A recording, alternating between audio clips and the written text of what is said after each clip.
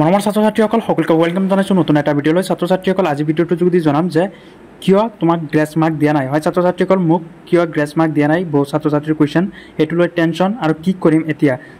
বহুতো ছাত্ৰ ছাত্ৰীয়ে কৈ আছে যে মোক কিয় গ্ৰেছ মাৰ্ক দিয়া নাই, আৰু সঁচাকৈ গ্ৰেছ মাৰ্ক দিছে নেকি 2025 বৰ্ষত যিসকল ছাত্ৰ ছাত্ৰীয়ে কম্পাৰ্টমেণ্টেল এক্সাম দিছিলে, আৰু কিমানজন ছাত্ৰ ছাত্ৰীয়ে পাছ কৰিছে কম্পাৰ্টমেণ্টেল এক্সামত। আজি ভিডিঅ'টোৰ যোগেদি সবিশেষ আলোচনা কৰিম। চকুনি স্কিম নকৰাকৈ ভিডিঅ'টো একেলগে চাবা। ছাত্ৰ ছাত্ৰীসকল, প্ৰথমতে কিমানজন ষ্টাৰ পাইছে, ফাৰ্ষ্ট ডিভিজন কিমানজনে পাইছে, কিমানজনে ফেইল কৰিছে।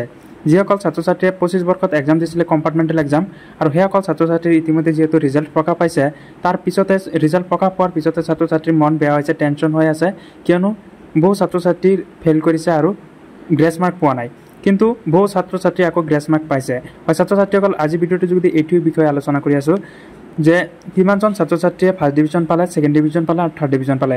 ছাত্ৰ ছাত্ৰীসকল 2025ত কম্পাৰ্টমেণ্টেল এক্সামত ফাৰ্ষ্ট ডিভিজন পাইছে 422টা, আৰু ছেকেণ্ড ডিভিজন পাইছে 8975টা, আৰু থাৰ্ড ডিভিজন পাইছে 4188টা।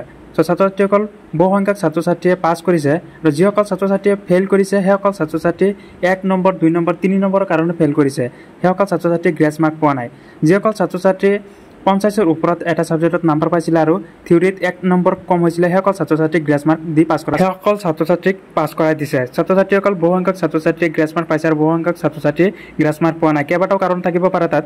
হয় ছাত্ৰ ছাত্ৰীসকল, যদি কোনোবা ছাত্ৰ ছাত্ৰীয়ে 50ৰ ওপৰত পাইছে, সেইসকল ছাত্ৰ ছাত্ৰীক যদি 1 বা 2 নম্বৰৰ কাৰণে এটা ছাবজেক্ট ফেইল কৰিব লৈছে, সেইসকল ছাত্ৰ ছাত্ৰীক পাছ কৰাই দিয়া হৈছে।